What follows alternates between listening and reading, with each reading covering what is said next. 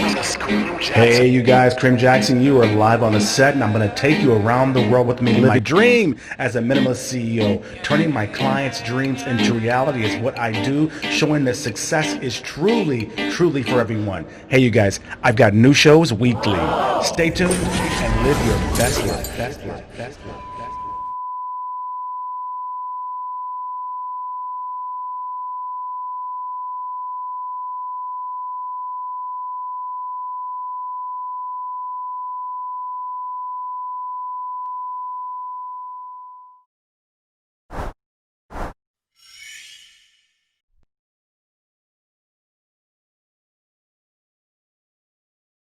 What's up? What's up, you guys? Kareem Jackson. I'm so glad you guys are here. Got my fantastic coffee this morning, my Black Lives Matter Philippines cup, you guys. So join me. Cafe Tayo, Cafe Kayo, Gandu Maga, everybody out there. We have a really great, fun show today. You know, we're kind of that boring kind of business, educational, growth movement show. But today, one of my GGs from the United States, Mr. Ronald Matters, is going to be here this morning, you guys, talking about some gay Black America hot topics, some things that I know that all of you guys in Asia and all around the world are like asking me, what the hell is up with all this stuff going on in the LGBTQ whatever community, you know, in the States, right? Because all the drama, of course, is in America right now. You guys have been checking me out for a while. You've seen the show grow. You saw me when I'm on the radio. You saw our magazines and all that great stuff. So I want to invite you guys, first of all, to send us topics and things you want to know, because this whole show is from you guys' questions. Out here in Asia, they're talking about how Cardi B, everybody was happy that Cardi B and Lizzo got to, you know, interview the political candidates because the LGBTQ and the minority community abroad are like, hell yeah. But then we heard all the drama from folks like Candace Owens, who's talking this mad crazy shit about Cardi for interviewing Biden. I'm like, girl, what the hell? So you didn't get the paycheck, so why are you freaking tripping about that? Then of course, okay, Ronald wants to talk about also the gay nightlife in the States, how it's gone and all that great stuff. Travio 50. Okay, let's see. Any advice, he says, any advice? I'm feeling pressure to be straight when I'm 100% gay. Should I force myself to like women sexually? Oh, you stay tuned, Mr. Travio, because I've got some advice for you. I know a lot of dudes, including myself when I was younger, that were pressured for that. So I can have some direct information for your questions. So keep that in mind. He also goes on to say, I've been thinking about suicide. Ooh, you don't let this go. Don't kill yourself, Travio. How are you gonna kill yourself? Lord have mercy. Wait long, bro. Wait long. Wait here. Just don't feel so bad, brother. Don't feel so pressured. Just go ahead and keep yourself sane, relax. Go get a cocktail if you're in America, or get some coffee if you're in Asia, here in the Philippines, you guys. We'll bring him in. We got him, y'all. Oh, okay. Good morning. Go ahead, honey. Hey. You are on, honey. Thank you for having me on the show. I mean, this is a production. You are like really professional, and I'm so proud of you. Like, this is amazing. We can represent, boo boo. Yeah, we can't let them little black gays. They ain't nothing. No, we got to represent for the whole diaspora. Wow, that's all I can say. Let me go. So you guys, this is Ronald Matters. You guys, he has a fantastic podcast here for a podcast. You guys, hello, I'm back. He's over here. You guys, how you doing, brother?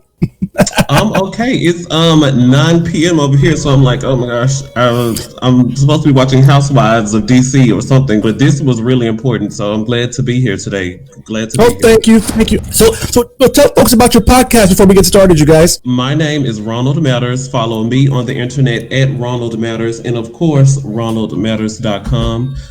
10 years, over 10 million views on my blog, where I talk about things that matter to me as a Black gay man, and of course through my podcast Here For It, with my co-host at The Superman, TheEeSupaman. Make sure you follow my co-host as well. We talk about Black gay issues. I'm a strict bottom. He was a strict top, but I think since he's gotten married, you know, you have to lean a little bit. So come from a top and bottom, and we're friends, and we've never had sex with each other. So I mean, like, they say gay people can't be friends. So if you guys missed it, you guys can check him out. He's at Roland Matters. Or I'm sorry, I always say Roland, honey. It sounds like Roland Martin, but it's RonaldMatters.com. You guys, he has a great, fabulous, cute ass website, honey. I was like, well, this is like gay news. This is like gay TMZ, honey. So check out his website, you guys. It's RonaldMatters.com. There, you guys. Things that matter to me, honey. So you can check that out, you guys. Everyone around here, Ronald, in the Philippines and Asia, it may seem really stupid and crazy because it is stupid and crazy to me. This drama, I don't know if she's your friend, if you know her or whatever, but what is it with your girl, Candace, talking about Cardi B? What is that? I know that's not really gay, but to us, we love Cardi B. So we're like, what the hell? Should we boycott this Candace Green girl? What should we do? I just want to say that Cardi B's hair looks great, and so I know a gay person did it. But looking at Thank you. Hair, I'm like, what? Like she did it herself, and she needs to go to school. Even Mariah Carey has 500 hours of cosmetology school. So if Mariah Carey can be her and go to school, I know Candace Owen can stop all that hating on the computer and get in somebody's class and get better educated. And it surprised me because, brother, I'm like shocked because I don't understand where the hate is from in the States right now. We love Cardi, and then we were very proud of her over here. No one knows Candace. They know Cardi globally. So if you're the president, you want to reach everybody around the world, right? What's Candace gonna do? You're only leveraging him. He leveraged the girl. Right. There are people who have built their career on. There was that one guy that got like banned from Twitter, and he got banned from YouTube because all he did was go around hating on people to build a name for himself and latching on to this name to create a controversy. So maybe he'll get 10 more followers over here. Then you latch on to start being negative and mean to somebody else. You'll get 10 more followers from that. But I mean, what is your legacy? Mm-hmm. You walked around for 20 years beefing with people. What are you doing for your community? Our community actually leveled up. Think about it. When you look at Cardi's hair, she was ready for the interview. She was ready. It was like she represented. If you didn't know and you'd like the underdog, all the sisters, all the girls, all the working girls out there, all the hot girls out there, which the gay community, black gays, we love our hot girls, right? Yes. Come on. In Asia, they be trying to look like y'all hot girls. They get the wig, relax it. You know what I mean? Like when you're abroad, the black gay culture is huge. Like it is. It's like the NBA. If you ask any foreigner, they know someone in the community, and everything that they do is to emulate how the gay stylist, the gay right. Yeah. Do it. Because I saw it and I was like, can you imagine the queens around the back getting her ready for the interview? I think it's in the air for us to talk about through this conversation, but Nielsen did a study called like Black Dollar Matters, and it talks about how black people own culture, like especially with like consumer home goods, hair, feminine hygiene products on all sides of the world. A company spend more money marketing to black people because if you get the black people on your side, then you kind of got it, bro. It's just that in the States, when we're in the States, you really get stuck in that racist crap. Like even if you think you're balling and you're wearing the Gucci's or whatever, it's there, right? It's in your face, right? And the only reason you're wearing all that crap is to show off to someone you don't even care about, right? Remember, around the world, they don't even know what racism is. They're like, what are you talking about? That's why they never believed it until now, right? They were like, now that there's video, they're like, oh my God, I saw the video. Now I get it. But before they were like, what is that? Because they have no concept. For them, it's like, y'all the coolest motherfuckers in the world. What do you mean? But so you might as well just go on for it and go all the way to the Philippine Islands or even New Zealand, honey. Gotta like get away, like really go away where it's still black and brown, but the racism, the whole safety, all of that is gone. That's all West world, bro. I hear you. You've said the same thing for like 20 years, so I think.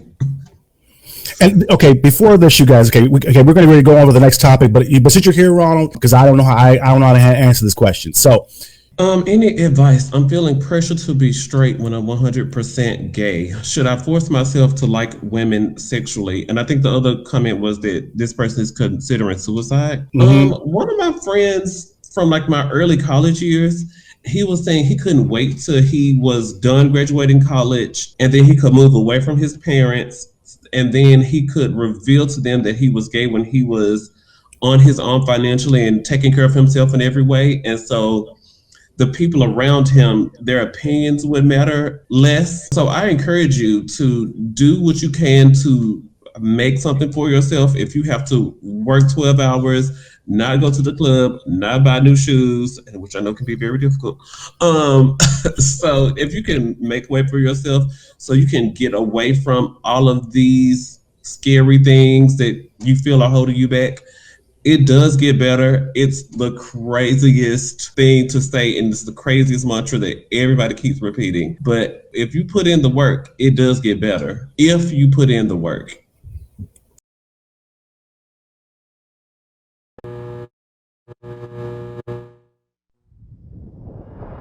You know, that's why I was segueing with my conversation about travel, man. Maybe get out of the element. But maybe, brother, you need to do you. The first thing he said here was he's feeling pressure to be straight when he was 100% gay.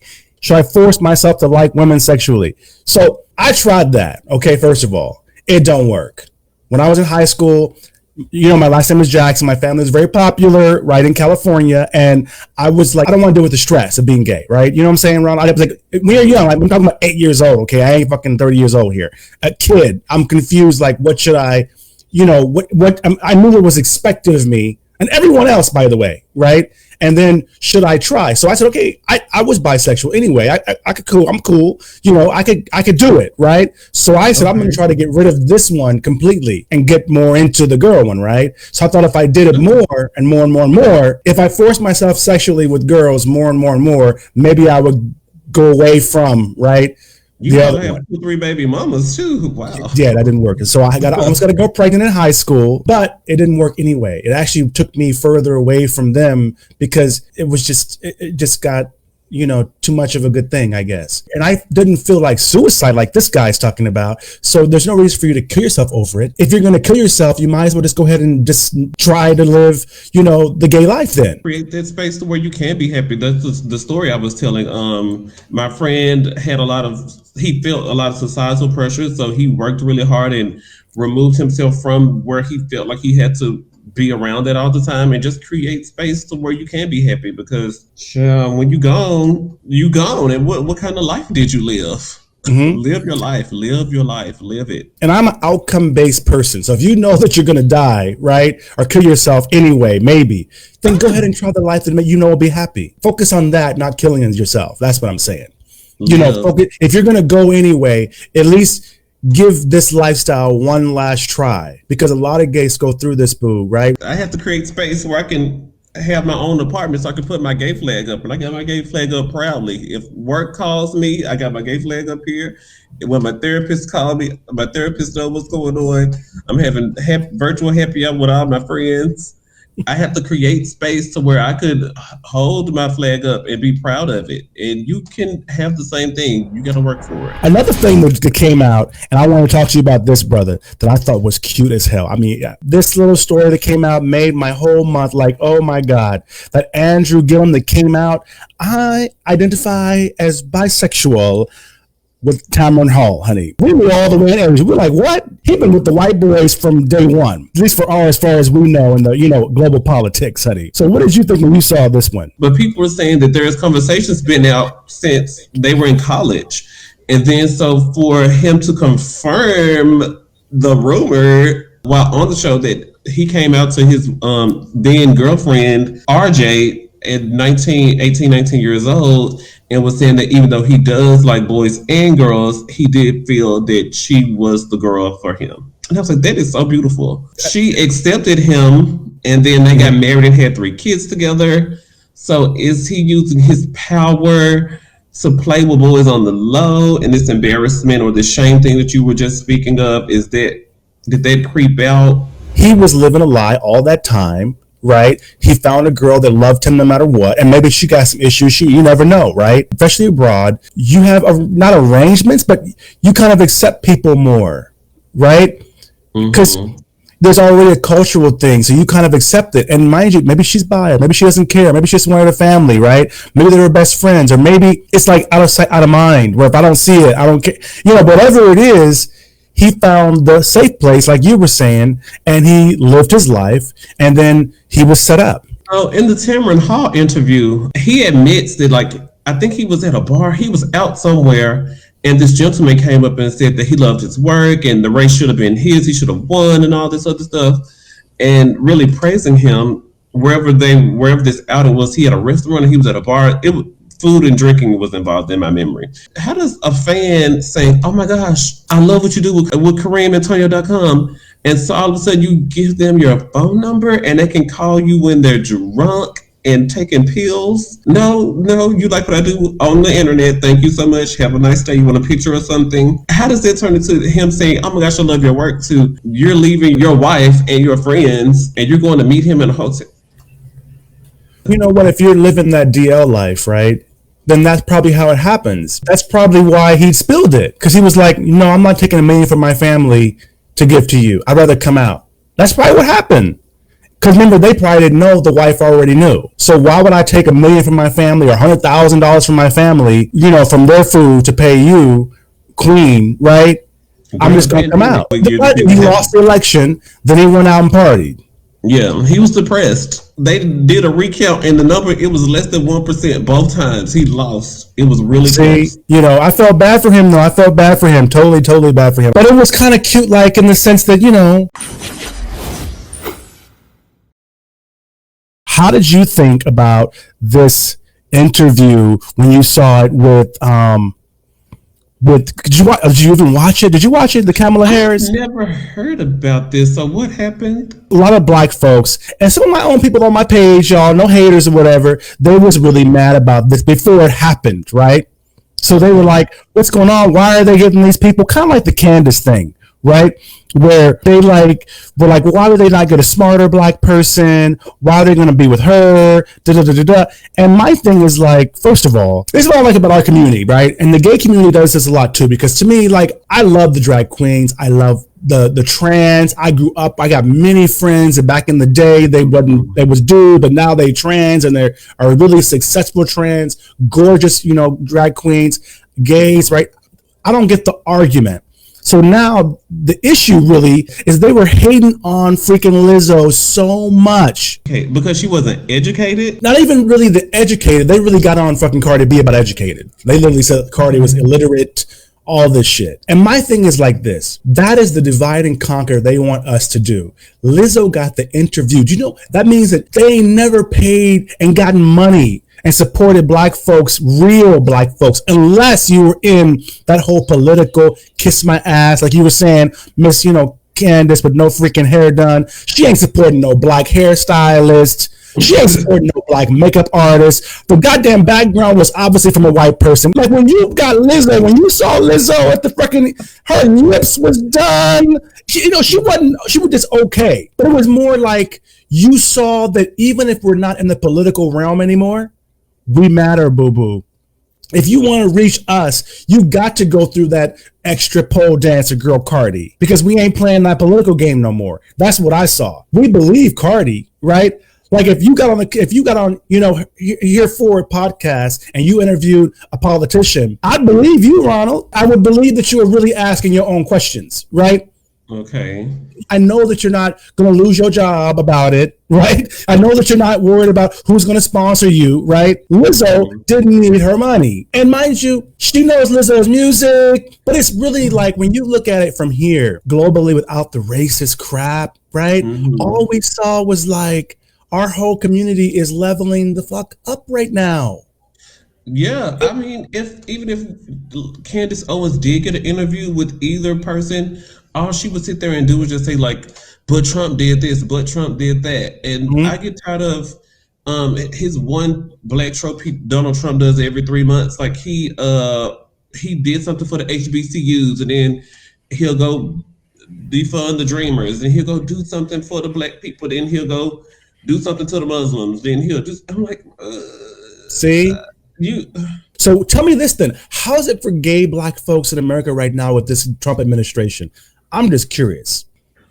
He's trying to reverse healthcare rights for trans people, and then we're just hoping and praying that the ACLU gets on at the American Civil Liberties Union. Mm-hmm. They have sued every president in the United States, Republican or Democrat. They've sued all of them. So we're just hoping that the same day that they are considering it, The American Civil Liberties Union is getting right on it and going to file a motion for something to go against it.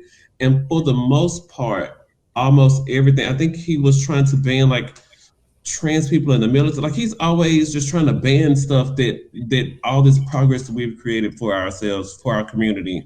And so we're just very grateful that these federal judges are saying, sweetie, no, you're wasting tax dollars. You could be sending masks to millions of Americans instead of filing these lawsuits and wasting your hours and dollars on lawyers. You could be expanding the ERA. What is the Equal Rights Amendment? They needed like 39 states to ratify this so women can be treated equally according to the Constitution or something like that. That's true. And they only got to like 38 states, or the day after it, the 39th state ratified it, but it's too late now because something else stupid Trump. He was lying to the American people, right? And they didn't want their people to hear it because they would be confused and start eating bleach and shit for real. Like if if you told me or you told a foreigner, the president says maybe you can use a bleach and you can fix this. Remember, American bleach abroad is expensive, so they're thinking that must be some serious good old goddamn bleach in America. Let's get some of that shit. I mean, because they really believed it. You know what I mean? Like. And then when he was saying that it's a hoax, people were, remember, in Thailand, in freaking Singapore, and all these places were listening to him, right? And thinking, well, what? And they were having their own issues in their countries because people back in the day, right, before 2020, looked to America, right? Yes. And what happened when Trump was saying it was a hoax, I was in my studios recording my shows, and I remember, don't fucking play him live on your show. And so I would call my parents back home, my friends back home. I'd be like, y'all, the sisters, the gays, honey, the black people, we the ones affected here, boo. I'm telling you from Asia, I'm here. I'm telling you who's affected. And I was saying, don't take their medication. You know what you know what the cure is? Food, the quality of your food. That was the big aha in Asia. Like we realized, oh my God, fresh vegetables, no McDonald's, no, because your immune system was like low. You didn't even know it. I'm not a medical person, but I think Dr. Fauci was saying like take some vitamin D, make sure you get your calcium. Like calcium. Foods that are rich in it, because taking those pills, you don't know how much of that is fake. But if you eat foods that are rich in these types of vitamins, that'll help your body. So in case you do get it, you have a better chance of surviving. So I was like, I'm going to follow Dr. Anthony Fauci. I get more abroad than I do in the States. I don't do it with racism. So I'm thinking for a lot of these people, the black gay community, they could do the same thing. Even if they only did it part-time, like you're saying, like you come and you're here for 6 months, you're back, and because it's cheaper to shoot your video or whatever you need to do. Because a lot of the straight folks, especially the white folks, that's what they're doing. I'd be like, we gotta see this. We gotta get global because in the States, all those things we go through, like you could probably get you a sugar daddy out here, Ronald. Okay, I'm listening. I'm listening with my whole heart. You could be a commodity. It's like you. They'd be like, ooh, I got me a brown skinned, bald headed, big lip, little cute baby at home. Really? Mm-hmm. You know, they might like you, honey. Because I'm just saying, it's just there's no race. The racism thing is so huge that we miss it when we're in it. If you were an artist and your client made it, right? Yeah. That means you made it, right? Like if they were on a cover of a magazine or on a TV show, and I was really, really proud of them. And then to hear the negative press, I was like, you can't even enjoy it, right? You know, the black girl, instead of her saying, we arrived, welcome to the club, right? You in the room with me, right? She was hating. And I saw that as, wow, you know, we can't even get a break in our community in the States. You finally make it. Now they're criticizing you because you're here. I guess you have to just turn off tweets from people that aren't following you. And then you have to mute words. And then you can create boundaries for yourself. So other people are saying it, but it's not affecting you every day. Maybe that helps. But I'm really glad to have you too. I'm really glad that you're here. I'm glad that you joined. I'm glad that we got to have a nice conversation. I appreciate it very much. Thank you. And have a good day. Have a good night. I don't know. It's night over here. It's day over there. It's crazy. Yeah, I hope that we gave folks back home something to sleep on tonight so that tomorrow morning when they wake up, they have some vibrations, they have some inspiration, they have some fun types, and we should do this definitely again, Ronald. I think this is going to be a cute little conversation we can have, and then plan that trip. So we have no last words. You're all done. No good. No more topics or anything. Come say good night to you, boo. Good night, you guys. I appreciate that. Love you much, Ronald.